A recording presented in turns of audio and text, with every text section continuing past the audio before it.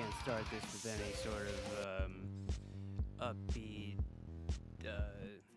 metal song or whatever. Just can't do it. It's just not legal right now. After a 9-0 loss.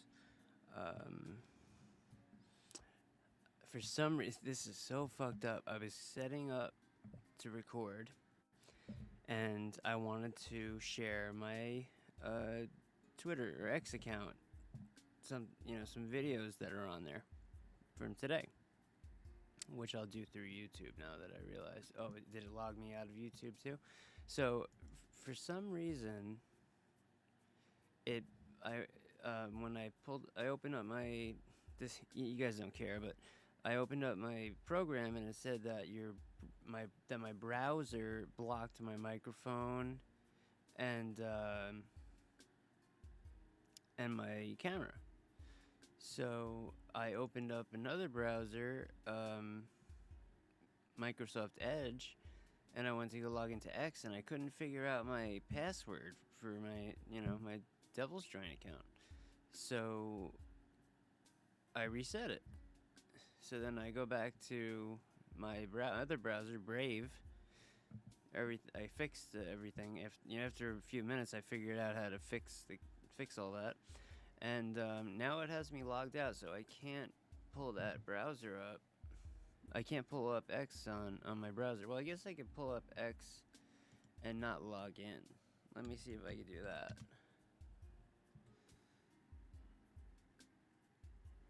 It tells me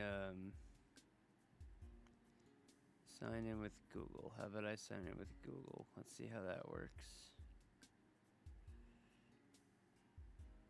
Will it sign me in? It looks like it might be. It did. We're good. Yeah, let me review that. New login alert. Got it. Yeah. Alright, cool. So we're good. Alright, so we have the Devils fans have a leader. Okay. And we're going to hear from him. Now, I couldn't, obviously, like I told you, I had a couple problems with X, so I wasn't able to preload that, but I'm going to pull it up right now. So, it's really funny. Before tonight's game, I was going to post on Twitter or X or whatever you want to fucking call it. I was going to post, if Markstrom gets a shutout tonight, I'll give one of my followers who like or whatever this post a signed Markstrom photo. Like what is it, a 5x4 or whatever, a regular like a photo size photo.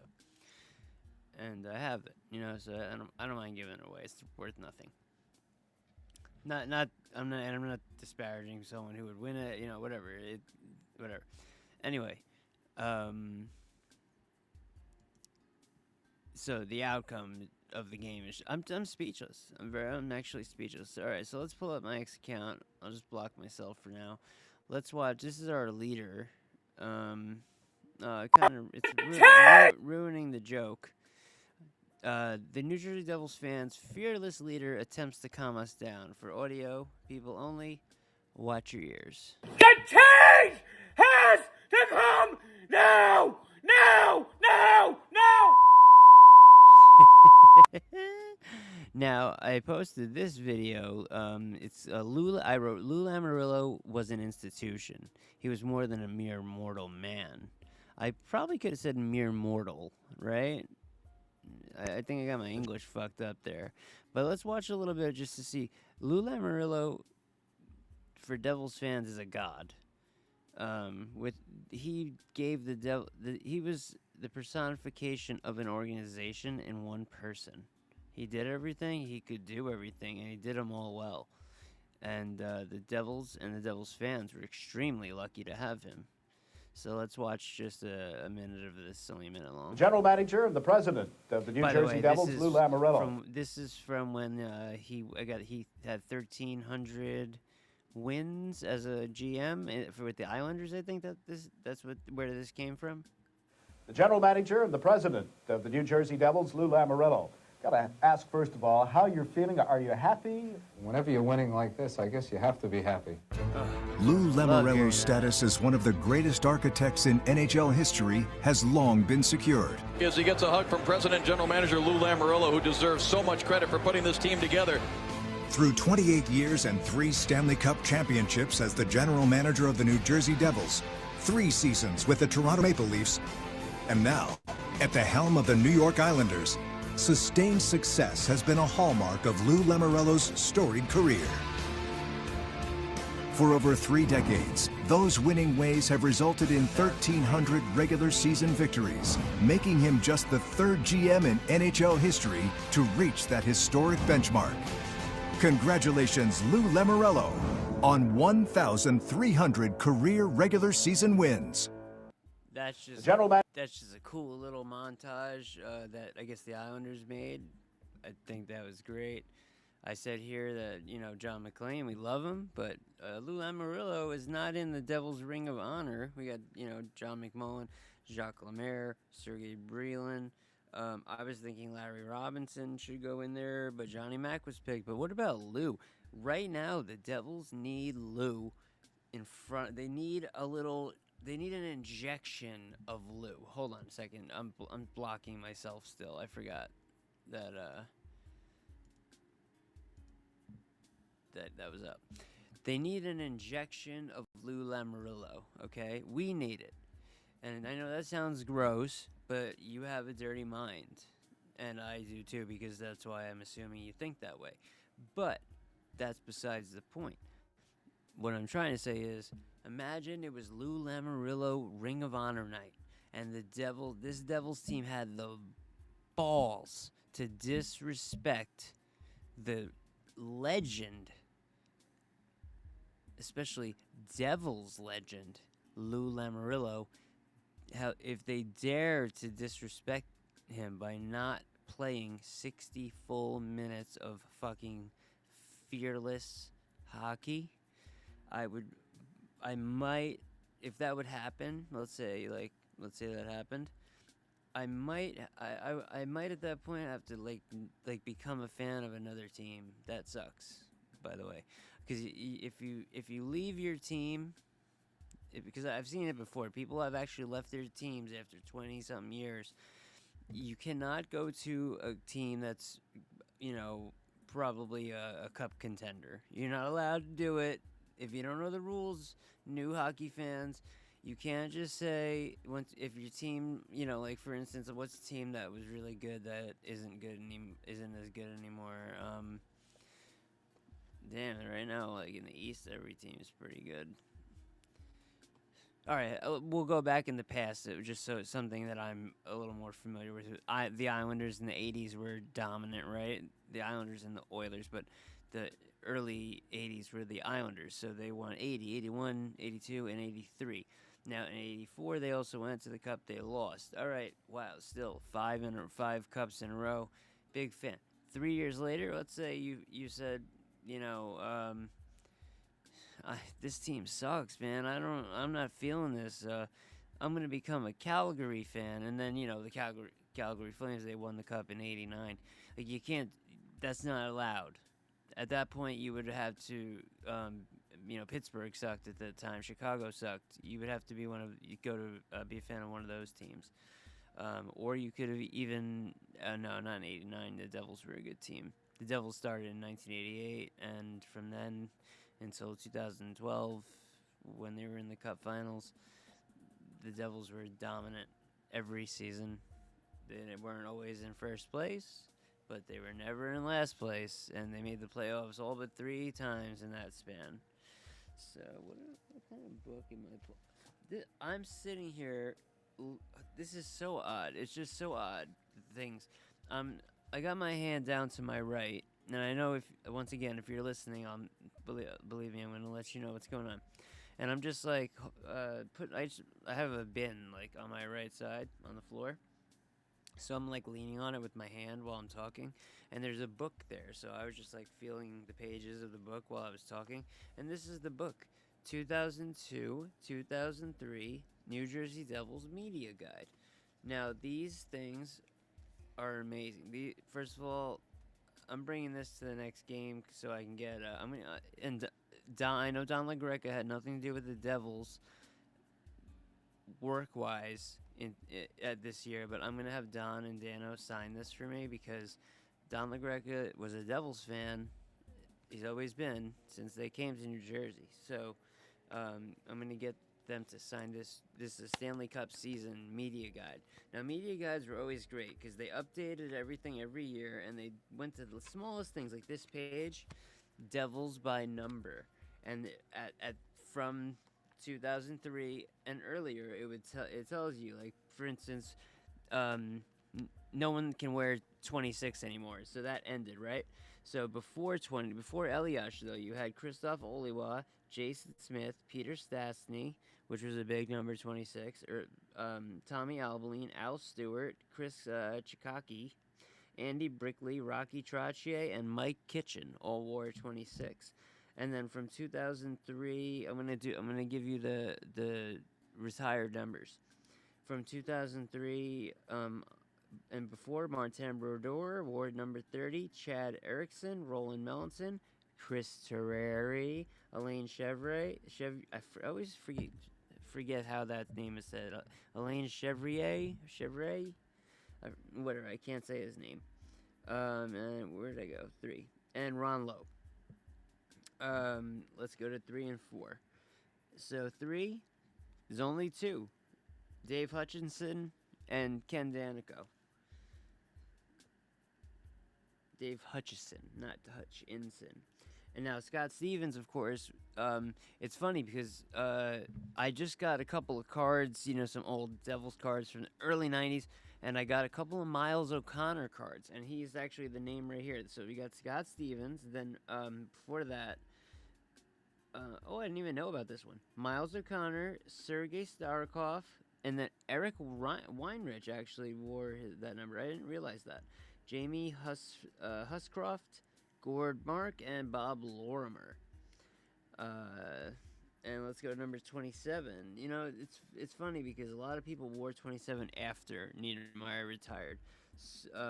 Or they retired his number in, 2011? Or late 2011?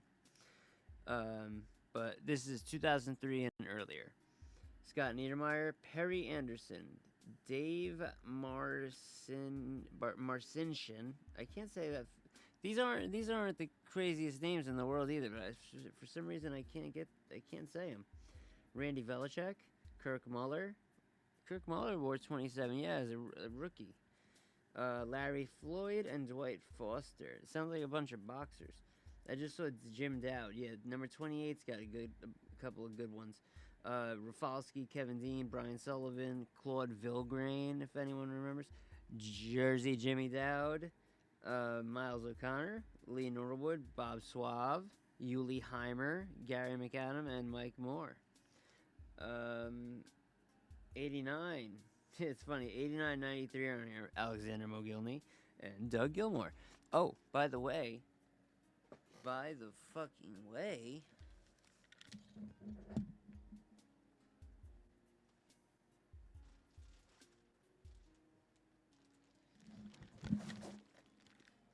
I usually would make a separate video for something like this, but instead what I'm gonna do is I'm gonna unlock. I'm already unlocked. Alright, we're gonna make myself bigger, and I'm not gonna take it out of the bag, but we got a white, a home, 1989, number 89. It has to do, the number does have to do with 1989. Mogilny home jersey. This is the home jersey for the time from where this came from. So,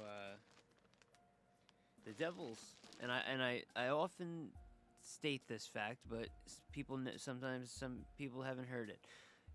Remember, the Devils were the last team in NHL history to win the Stanley Cup at home in the whites. The next season they switched home to be dark, which I don't know. Let me know what you guys think about that, because I liked seeing the other teams coming into the arenas with their colors. And, instead it's like for the Devils, for instance, it's red or black versus white. Or instead, it could be white versus any of the colors of the other teams coming in versus white. It's just more, I don't know. It's just better that way. It also might be just that's the way I grew up watching it, and then it changed. Some people, younger people, newer fans might have a different opinion. So I'd like to hear what yours is. Anyway, let's get into some devil. We gotta stay positive. We can't just cry and moan. We can't do that. So, oh, by the way, this is called all apologies because last game we had, first of all, Luke Hughes like apologizing, and then everyone apologizing basically for him. Yeah, and then tonight we got Markstrom apologizing. Listen, Markstrom's got to go. And I didn't want to get into it. I even told people I was going to go off on this, but if you haven't noticed, I've been trying to hold off on doing that because I feel bad. 9-0 against the Islanders. The Islanders are a good team, but 9-0 against any team at any time is disgraceful, and it's disrespectful to the fans, especially at a time like this where the fans spend more money than ever on the players' names, and ownership of teams use those names to their advantage to make more money. Now, as you see Lou Lamoriello staring at me, he's giving me that look like, why are you telling the what's going on? Don't tell everyone the secret. Well, I am, Lou. For those listening on audio, we have a garbage dump on fire full of Devils jerseys in the picture. The main picture is the PK Subban. Oh, we gotta watch that. PK Subban's jersey was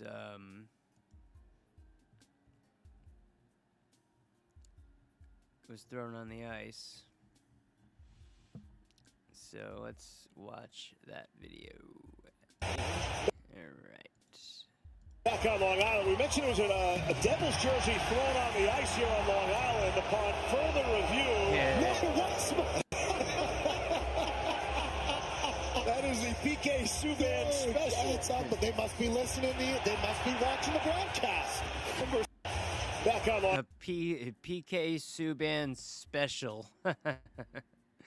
That was funny. That was funny.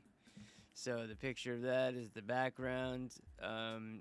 If you were watching, someone threw a jersey on the ice. It happened to be PK Subban's, and it was an ESPN Plus game, so he was calling it. And yeah, so that's the picture. Then I got Lou in the corner giving me a dirty look. Anyway, trivia. Which three members of the gold medal winning Miracle, and I already did that one. Fact, December 15th, 2009, rookie forward Ilkka Pikkarainen, was it Ilkka? Or Ika? Pikkarainen, I know it's Pikkarainen, of the Devils, scored his first career regular season goal during a 2-1 victory against the Canadiens at Prudential Center. He scored against Carey Price at 16:25 of the second period. Assist, Dean McAmmond, who was amazing for the Devils, loved his little role with the Devils. Not amazing, and Rod Pelly. But I like Dean McAmmond with the Devils. There's a player that I'm forgetting right now that I liked that was really good. He scored 20 goals with the Devils. He was a nomad, a wanderer. He roamed around. But he came to the Devils, scored 20 goals. Then went to Boston. Drew Stafford? No, I don't know. But let's talk about Matthias Tdyk.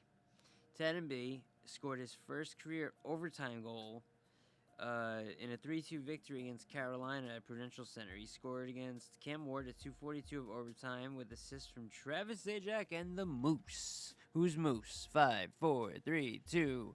Johan Hedberg. Trivia: who did the New Jersey Devils acquire from the Montreal Canadiens in exchange for Sylvain Turgeon on September 4th, 1990? This is a good one because he's a big player for the Devils. Big player for two Devils Stanley Cup teams. That kind of ruins it, but kind of doesn't. Claude Lemieux. Fact: March 17th, 2011. Where were you? Do you know where your children are? Travis Zajac set a franchise record by playing in his 389th consecutive game. It was a 3-1 loss against the Senators at Scotiabank Place. It wasn't 9-0, I'll tell you that. Zajac, who began his streak on October 26, 2006, passed the previous mark of 386 set by defenseman Kenny Danico. It all comes back to Kenny Danico. I might do a whole show, what's that? The Kevin Bacon thing, where everything leads back to Kevin Bacon. It all leads back to Ken Danico. 7 degrees of separate Kevin Bacon. What the fuck is that called? I don't know. Let me know in the comments or wherever this is that you're watching. I'll give you one more fact about Tdyk, and we'll talk about Vasyunov too. November 12th, 2010. Matthias Tdyk and Alexander Vasyunov of the Devils each scored their first career goals. It was a 4-3 overtime victory against Edmonton at the Prue Center. A lot of things have happened at the Prue Center it's almost been 20 years. We're in 2026, so 2027 is 20 years that this building's already been around. That's a lot of people. They've been Prudential Center more than, Continental, Brendan Byrne, Meadowlands, whatever you want to call it. I go way back. What's the 80s, but whatever. They became the first duo in franchise history to score their first goals in the same game in franchise history, by the way. Keep that in mind. Since Dennis Peterson and Jason Smith, and that was a 4-1 victory against the Jets of Winnipeg, the Originals, on October 12th. Must have been a season opener or something. October 12th, 1995. Fact: do you remember a left wing named Noah Clark? I don't. On January 2nd, 2008, left wing Noah Clark scored a goal in his first game with the Devils. I love when that happens. A 3-2 victory against the Panthers at the Prue, at the Rock. Wearing number 12, Clark scored at 13:35 of the first against Thomas Vokoun. Vokoun was a Panther. You think of Nashville when you think of Vokoun, but he was a Panther first, and for a good while too. With assists from David Clarkson and guess who? Guess the fuck who? Mike Motto himself. The one and only Mike Motto. On March 8, 2007, rookie defenseman Andy Green, who went on to become captain of the New Jersey Devils, and I would say one of the worst in NHL history, not just Devils history. There was during the reign of terror of Andy Green's captaincy, which started in 2007. Did it really? No. It didn't start in 2007. He became the captain. That's something else I'm reading. I'm an idiot. Anyway, his reign of terror as the captain, thank God it ended, but I didn't want Zajac to go. Then Zajac came back to, be a Devil and retire a Devil. But Andy Green, if you would have went around, even I wouldn't say diehards, but to casual hockey fans, if you went and asked them who the Devils captain was, they probably wouldn't know the answer, or they would have said, Patrick Eliash. Straight up. I know for a fact, during that time, people didn't. Not everyone, but, a lot of people didn't know who the Devils captain was unless they were, a local, a Flyers, Rangers fan, Islanders fans, I lived down in Florida for a little bit during this time, and the Panthers fans. I had season tickets there for 2 years. Panthers fans didn't know that Andy Green was the captain, and I know that for a fact because I went to the games, and Andy Green was the captain, and people would ask me who's the captain, because I'm a Devils fan, so I'm there in my Devils gear. Anyway, let's go back to Andy Green. Forgettable, very much so. Nice guy, sure. But on March 8, 2007, he scored his first career goal in a 4-3 shootout victory against the Penguins at Mellon Arena. Oh, love Mellon Arena. He scored against goaltender Marc-Andre Fleury. That's a good one. On the power play at 3:34 of the second period with assists from two legends, Patrick Elias and Brian Rafalski. All right, I'll give you one trivia, and then we're out. Which Devils player tied the NHL lead in assists with 56 in the 2003-2004 season? I'll give you a do.